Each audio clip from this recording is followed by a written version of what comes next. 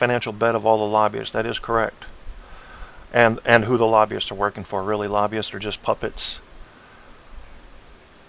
Yeah, I mean, if you think about this, the drugs that they put on TV now, they used to be quiet about, and there was a comedian that also said this recently, so this wasn't mine, but I was already thinking it. They used to be quiet about the side effects. Now they read that shit loud. Like, bitch, you might drop over and jerk off in your garden. You may have cerebral hemorrhaging. You might shit and piss and eat it. Some people have been known to spontaneously implode, explode, or be deported while taking this medication. Please consult your doctor. Okay? They used to keep that down on the nose, nice and quiet. Some people may have balls hanging out or something like that. Not anymore. Because they know you're still going to take it. Yeah. Because you've become numb to it. Systematic desensitization. It worked. The government first required that these warnings be read on the air. And as we got used to them, they became background noise. What can the medicine do for me? It can cure my toenail fungus. I don't care if my liver explodes. So, this is the thing. And now that we've already put into law, and this is what the government's doing, it's why I made the correlation here. Now the government's putting right in your face, we're going to allow people to donate, unlimited now. Well, I think there's a limit, but they just upped it by like 1,000% of the donations per party, per political member, per campaign. Okay? Used to be something like, literally, Congress just did this. It was like something like a $15,000 limit per party that just jumped to $150,000. I mean, somebody slipped the decimal point over. Somebody slipped the fucking decimal point over there. And it doesn't matter because they can just create fake people or use ancillaries to give money. You take, a company that wants to give $500 million to a campaign, they're just going to find however many people they have to do that legally to give to that campaign and give them a little bonus for doing the work. It's simple. So yes, you can buy laws now. It's clear. I really think campaign finance reform. See, I don't know how big this problem is. You guys, maybe you can help me. We already knew that business owned our government. Now they've made it legal. So tell me, if we get campaign finance reform under control, will anything really change? Won't they just go back to the back channels? I mean, that's when I'm not sure how much of an effect that campaign finance reform would. How can we guarantee that people's interests are represented equally per capita versus per dollar? Those are the two things competing here.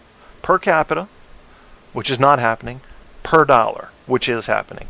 Your interest in the United States government right now will be represented by your per dollar contribution to the people that win. That's how it works. Sad. That makes me sad. It just doesn't feel fair. I mean, nothing's fair, I know, but I don't know. I have this weird fucking ideological slave-like worship of the concept that people in my country are equal. And we know that's not true. And I don't even know if we're heading that way. I'd like to believe we are. I mean, I know for women and minorities it's getting better, at least regarding employment laws and what you can do in public office. I don't know. I don't think there's ever going to be a closeness in power between the rich and poor. I don't see that happening. It doesn't make sense. How could it happen? You would have to have rich people voluntarily take a step back from power to say, you know what, poor person, you're an American too. And I think we ought to have the exact same rights and protections in place at all times. Because you don't believe that.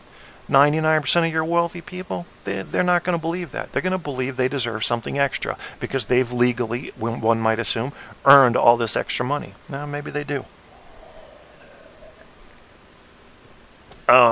My overgeneralization of the far right on the political spectrum believes that if you take care of big business, crumbs fall down to the kids. Is that what you guys believe? Is that good enough for you?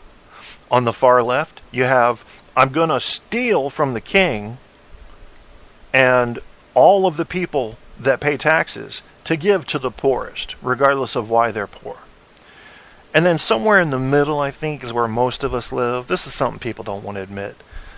This is what a true independent is. I mean, I am the ideal definition of an independent politically. I will and have voted Republican or Democrat.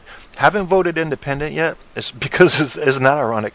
Because I know they wouldn't win. And they're basically in the business of stealing votes when it gets down to that. Not that they're trying to, but that's the net effect. And that's what I look at, net effect. If you got a Ralph Nader running, and he's going to steal 7% of Democrats' vote, and you are leaning toward favoring the Democratic candidate, or you were leaning toward favoring him, but you know he can't win, then, you know, you've got to figure out the math on your own. Maybe our individual votes really don't matter that much. I don't know.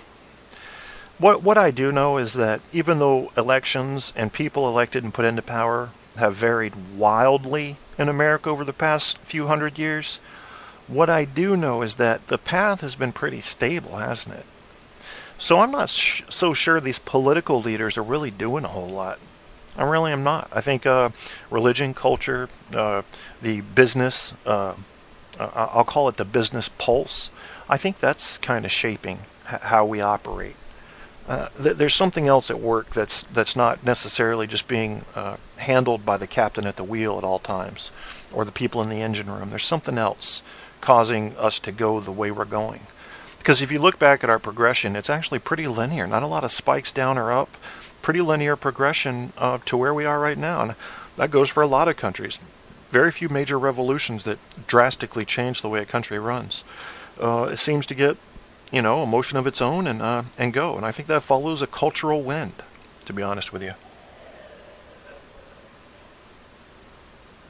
Okay, Barco, I love this. And this is what I love. If you guys want to hate this administration or that administration or this congressperson, whatever, fine. Hate Obamacare, fine. But instead of just fucking always attacking it, give me something I can use. Give me a solution that would fix it. I will love you for that. I'll share that with everybody. It's the first indicator to me that you're interested in hating somebody and not fixing problems. Because if you ask the average person in a political discussion, okay, all right, so you're saying that immigration reform is a joke. They tried this, and this, and it didn't work. Then ask that person. This is where you're probably going to get the deer in the headlights. Like, what would you do if you could change it today? And give them time to think about it. Don't try to get a gotcha moment. Give them time to think about it. Say, what would you do to fix the whole immigration problem? And see if they have anything. At least that'll show you they've been thinking about a solution. But chances are they weren't thinking about a solution. They were looking at what's broken and loving to hate somebody over that. That's what they wanted. They need a target. They want a target. And they find one. I think that's what a lot of media organizations today, I think Fox News is probably the worst as far as serving their audience whatever their audience wants without necessary regard for the truth or context. Context is a magic word there. Fox News audience wants something. They want something. And this business is brilliant. And that's why they're around the top. They're giving their audience not news necessarily, but what they want. And what they want is news bits mixed in with a lot of opinion that serves their broader philosophical and cultural and religious beliefs. And if they can get that, they're going to be happy with this news source and they're going to return to it over and over again. You know, I think all news sources do this to a degree. They begin to find out what works in ratings, and then they do that. And it's sad because you don't get honest news anymore. Very difficult to find totally honest news. It's often catered to the crowd that's going to pay the bills. You can't blame the American business model for that. You can't blame a global business model. But you got to wonder how you can get your shit straight. I'm telling you how to get it straight. Learn critical thinking. Because you're going to have to filter through shit every day from any news organization. Or if you don't care about news and you say, fuck it, the world's going to do what it's going to do, you still got to talk to people. You still got to talk to your family. You're still going to watch TV, some, I'm sure. And don't you want to know when you're being bullshitted? And you can learn that by learning critical thinking. You really can. And might I add as a bonus that if you throw in some body language learning, body language is relatively new science, but it's getting better and better. You can learn way more about someone talking to you than you would have known just using critical thinking. Body language it's like a lie detector, man. It is like, It's almost like if you're talking to somebody and you're using body language analysis, you basically have text coming up under what they're saying that's telling you the actual thing they're saying. Good stuff. Very good stuff.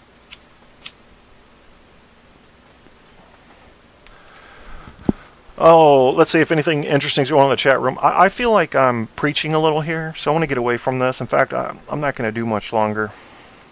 I'm going to take KAK's 10 critical thinking mistakes list and then go back through his show and extract audio demonstrations. I bet you could, Barco. But let me just tell you this. I'm admitting to that. We all have these errors that we make in our thinking. And the question is, the real question for me is, do you allow your thinking to be corrected?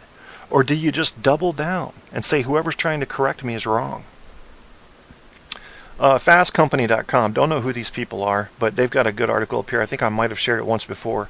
I'm just going to read you the headlines and not the descriptions because this is called 8 Subconscious Mistakes Our Brains Make Every Day and How to Avoid Them. First, we surround ourselves with information that matches our beliefs. You know about that, right? Yeah, we just talked about that. Number 2, we believe in the swimmer's body illusion. That one's a little more complicated. We've talked about it before on this show, but I'll share the link with you. You can look it up. 3, we worry about things we've already lost. And they've given some very interesting examples in there. I think about is this the one that uses the skiing trip? Yeah, that's a good one. 4, we incorrectly predict odds all the damn time. Ask Guy Shea about odds. Makes him money. 5, we rationalize purchases we don't want. True. 6, we make decisions based on the anchoring effect, which is another good one. They had a good TED Talk about that one as well. I like TED Talks, but they've been slipping a little lately. They're letting just about anybody in. They used to be very picky. Number 7 is we believe our memories more than facts. This is true. Even after you're corrected, a memory or a thought before being corrected will take overcome the fact, and again assume its false place in your quote knowledge unquote. This is very interesting stuff. And 8, we pay more attention to stereotypes than we think we do. Yeah, we do. Excellent article here. It's a bit of a longer read, but I really think it's worth your time. I'm going to share it in the chat, and I'm actually going to go share this one on the Facebook page as well. Odds are a good thing. Understanding odds is an even better thing. You know, and I talked about this. Did you notice how fast talking about the airliner that went down was completely blanked out on news coverage when France happened? I mean, it was instant. It was instant. And there's a couple of reasons for that. First of all, it was a terrorist attack. That's a big money maker on news organizations. Doesn't matter how big it was. Big money maker. And number 2, it was an attack, directly or indirectly, on the freedom of speech, something that France and the United States are remarkably similar to and consistent in supporting.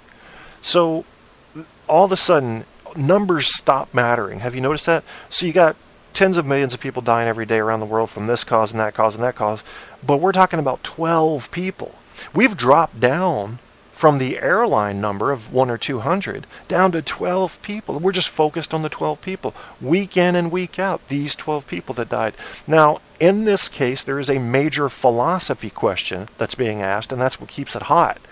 But even if it wasn't, even if these 12 people, let's say these 12 people ran an insurance company, and the reason they were killed is because these terrorists said that they were being discriminating against Muslims. Okay? You have a whole different story there, don't you? When it comes to news coverage, shouldn't be any different. Still 12 innocent people killed for doing whatever they did. But you suddenly, your coverage drops down to maybe 3 hours a day, 2 hours a day, 1 hour a day. After 2 weeks, it's gone.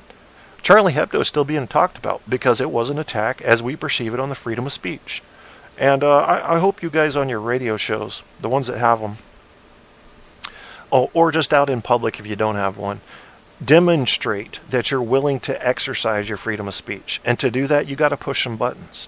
And you may have to piss some people off. But how else are you going to know if you have true freedom of speech? Are you just imagining that you have it because somebody told you do? Or some, I don't know, internet, what do they call them, memes? I don't even know what that means. But goes around saying, oh, these people died for your freedom of speech. Well, do you really have it? Because I'll bet you're pretty constrained in what you're willing to say in public. So